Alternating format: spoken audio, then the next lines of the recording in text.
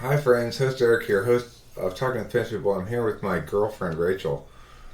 And I was intrigued by this title of this guy's video. The title that originally brought me to his channel was Three Things That Men Can't Stand That Women Do, or something like that. Mm-hmm. And then I ended up deciding to watch this one called How Do You Know Your Guy Is the Right Guy for You? I wanted to determine if I was the right guy for Rachel, naturally, you know. I'm thinking I probably am, but I didn't really... You can't really be sure until you hear what this guy, whose name is, I believe, John Gray. John Gray. He's the author of Men Are From Mars, Women Are From Venus. Alright, so I started watching this and I started off like, what? What are you saying? And increasingly, as they went along. So, like, right off the bat, he starts throwing these universal shit that does not deserve to be universalized at all. Saying that, you know, a lot of people, when they start a relationship, they want certainty. That just means they're insecure. No, it doesn't mean you're insecure. It means you probably are a metaphysician. That you are somebody who prioritizes statuses over experiences, and you can't feel comfortable knowing what something ought to be until you know what it is. Yeah. It's like for me, it's kind of backwards. It's like, I need to know what this is so I know how to feel. Whereas with people like this guy, or FI people anyway, are going to say, no, you need to know how you feel first, then you know what it is. So right off the bat, he started throwing out some, I would say, type bias stuff. Now, granted, this is 4 years old, but I don't know. And then he suggests that, like, if a man is pulling away from a woman, instead of thinking about whether he wants her, she needs to think about whether she wants him. This is good advice to all FE people, actually. Try some FI. However, it is not good advice to FI people because they're already too concerned about themselves and not enough concerned about the other party. So it's like, this is good advice for FE people, and the opposite advice is good advice for FI people. So FE people should let their partner come to them, and FI people should go for it? Well, FE people should remind themselves to ask this question. Do I like this person? Yeah. Because both of our types, our inclination is, well, what we'll do is we'll be extremely likable. Oh, hell yeah. Until they take down their guard entirely. Yeah. And then we'll learn whether we like them or not. Yeah. Months down the line. Yeah, it's true. After we've gotten them to like us all the way. Yeah, and then we make our decision. Which is a very silly way to do things. Yeah. So we should indeed, FE users should ask the question, do I actually like this person? What is it that why am I going after this person? The doubt phase that he talks about. He says there's always a doubt phase. Now, I would say that Rachel had a bit of a doubt phase. Yes. I had a doubt phase much probably later on. I got to a doubt phase after she came back from New York and we were really struggling with the medication. I got there for a little bit, but he describes this doubt phase as the guy pulls away, and then if the girl clings, the guy pulls away more because he needs to pull away to boost his testosterone because settling in with a woman makes him more estrogeny. Yeah. Now, that's not my experience at all. Like, at the beginning of the relationship, Rachel and I were not pulling away from each other and were very hormonal with each other. Like, I remember getting a lot of zits and wanting to hump all the time, and it simply was not the case that as I settled into the relationship, right off the bat, that I got more estrogeny. Now, it is true that as we've really settled into the relationship, we don't have sex as much as we used to. We still have sex relatively often. Yeah, we do.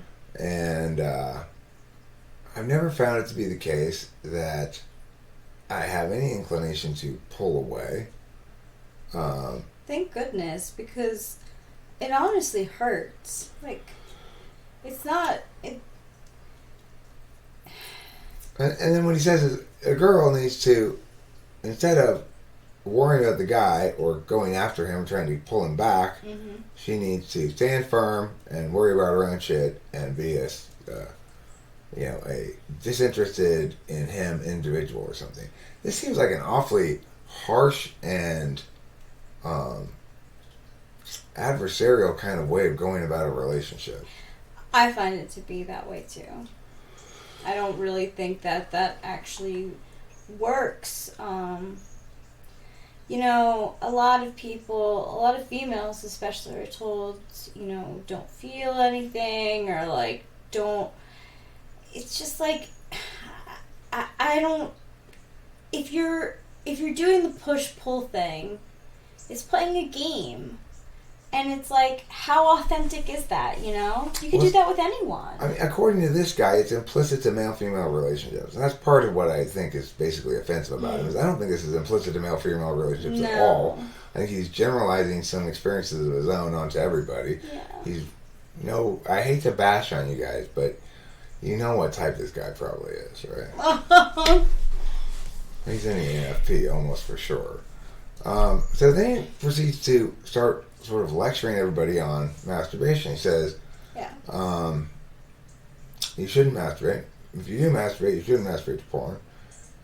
It'll prevent you from getting into a relationship, or it will weaken your relationship. Now, I generally agree that if I spent a lot of time masturbating to porn, that it would weaken my relationship, because obviously every load that I don't dump on Rachel is a load that's not dumped on Rachel, Yeah. But, every once in a while I do. It's like, if it's like in the middle of the night and I'm blacked out and Rachel's asleep, she's not going to go wake her up to hump her. That's for sure. And usually I'll wait. Sometimes I don't want to wait. And, whatever. And, like, I'm totally cool with that. I don't want to... I enjoy sex when both people are fully wanting it. Like, it's so not fun when one person's into it and the other person isn't. It's just like, or just... like... Or if you're trying to force it. Or you're forcing it, yeah. Like, I know that there have been sites that also say, like, you should push through it, right? You should just go do it despite, wanting to or not wanting to. And I'm like, that is just so not fun. It takes the fun out of it. I want to go to number 2 here, and then I'll go back to number 1. Sex once a week is better than every day or two. I understand, and I think it probably is fairly universal that if a dude waits like a week, then you get super horny, you know? And it is kind of nice to be super horny. It is, and I think even, oh my god, I think even, not jerking off every day, or everyone's different. I can't speak for when I'm saying guys. sex once a week, I mean ejaculating once a week. Yeah. Now I don't think I generally go a full week, but this is the weird logic of it he used though. He said that there's scientific evidence now that you're supposed to ejaculate once a week, because they did this test in Japan where if you don't ejaculate for 6 days, then your testosterone doubles on the 7th day. Mm-hmm. Okay, that doesn't prove that ejaculating often is bad, or that ejaculating once a week is good. It just proves that your testosterone doubles if you wait into 7 days, which seems a little questionable that you go 6 days of gradual build in testosterone, then on the 7th day it doubles. Well, I mean, it kind of makes sense because there is a sex drive that men have, a drive to procreate. And it also kind of makes sense that, because I know there have been studies that have shown that if you masturbate, a male masturbating produces a lot less sperm in his semen than a male having sexual intercourse with a woman. Yes, you told me that. Or maybe with another man. I don't know if it works that way or not. I don't know about gay relationships. But anyway, he indicates that, blue balls is a serious concern. What is that anyway? That's when, so my understanding of it is that when a male is fully erect and aroused but doesn't get off. Right, but it's not, it's an expression, meaning you didn't get to poke, basically. Yeah, right. Mm-hmm. But I don't think it's actually a physical phenomenon that, I understand that you can be uncomfortable if you're super horny, and if you were to continually sort of bring you up there and then not finish, bring you up there and not finish. If you were to continually do that, that would get uncomfortable. But the idea that blue balls is a problem is ridiculous. It's so silly. And none of this stuff is science proving ejaculating often is bad. So then he says chicks fapping turns them more like men. That if chicks fap, they gain testosterone, it makes them gain weight, and that the reason they do it is because testosterone helps them to cope with their bad feelings from estrogen. Now, estrogen is a native female hormone. It's not responsible for bad or good feelings inherently, but this guy seems to think that, female hormones are weepy. Male hormones are emotionless in some regard. And he spends a lot of time universalizing various sexual habits as norms, which ought not be. I will say number 4, I've heard this before, and I think it's the best explanation of female lust is women want to get turned on by seeing your powerful appetite for them. And you're wanting them very badly. You're wanting to poke them very badly. Definitely. And that's something I just heard for the first time a couple of years ago, actually. Like, oh, I see. So that's why I've always been doing it backwards. I'm always like, well, first I will diligently and safely, from a nice asexual distance, determine if she likes me or not. Well, of course, it doesn't work like that. You've got to have an appetite for her, and then you'll see if it works on her. It's like if she's responsive or not. Yes. So there's a universalized sexual relation thing I just did. This kind of universalizes the norm, but I think that's pretty universal, as universal goes. I agree with that. And then homie here and this other dude had this hilarious conversation about period time.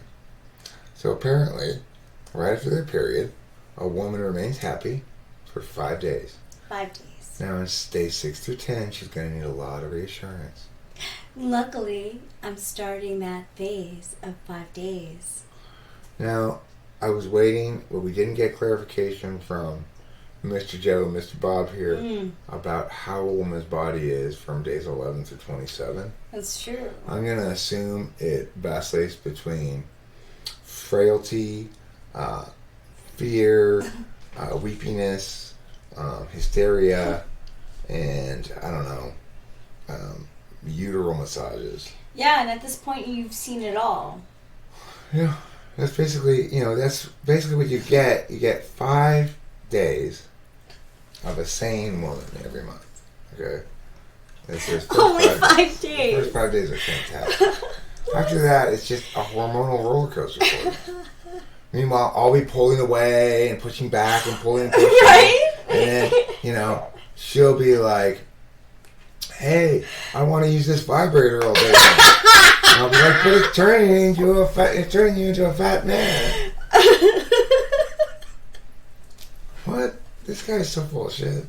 Is he just making this shit up? I think he is. Right? On the fly, yeah. He's probably taking some stuff from his book. I don't think he's making it up on the fly. I think in his book. Oh, yeah. He just made it all up and, used, instead of using TI, every time we called for TI to parse what he was saying to see if it made any sense, he used SI. Well, here's an example. Yeah, so it's fascinating because his book came out in like late 80s, early 90s, and it was a huge seller, very popular. Men are from Mars, women are from Venus. And then years down the line, it was discredited and shown as kind of a joke. How could it be that simple? Let me tell you about my upcoming sequel. Men and women are both from Earth. And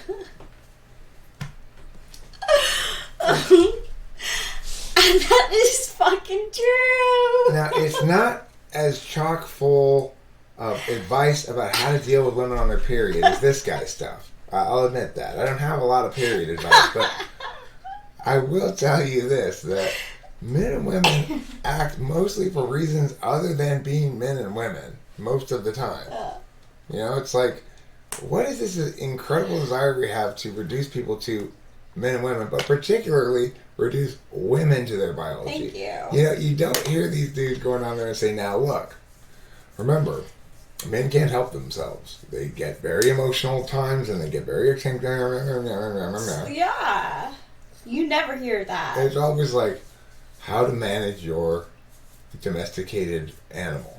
Yes. And remember, women are kind of crazy like animals. yes. And it was really funny too watching this this episode with the interview of John Gray, because the host at the end was asking the most questions about females' periods. They weren't even asking questions. They were just informing us all. True. You know, they were informing the ladies. Now, ladies, on those days 6 through 10, you let them open the door for you. You know, you are going to be feeling overwhelmed. Oh my God! Like, no, we do not need that. Thanks. It's like, here's the funny thing: is because men don't have a period, there's no event to build a cycle of emotionality around. There's no reason to think that men don't have just as much of a cycle of emotionality as women. It's just that it doesn't surround an event. Exactly. So it's hard to.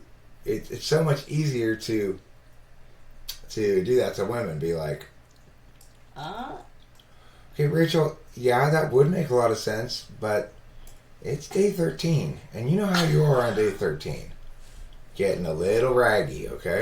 So I don't think we should listen to you right now. And the term raggy, that's just a winner. We can't listen to you. You're in the wrong hormonal point in your monthly cycle. Thank you for letting me know. I wanted to know why I was acting this way. For this week, you're capable of making decisions about small children, food, and clothing, and that's it. Okay, any decisions beyond that are not appropriate this week because of all your hormones, your emotions. Oh, those things. Your uterus and your your vagina and stuff. That's what makes me from Venus, right? Yes, you're from Venus. Meanwhile, I'm from the same planet, Mars, where people are intelligent and logical. Oh! You're from the crazy love planet, right? Yeah. Because it's like, I see this all the time. I'm walking down the street next to Rachel, and what happens? She gets those anime hearts in her eyes, and it starts shooting out at some handsome young Asian guy looking cool with his hands in his pockets. And then she goes, Rachel, stop it. It's day 14. You know you're such a slut on day 14.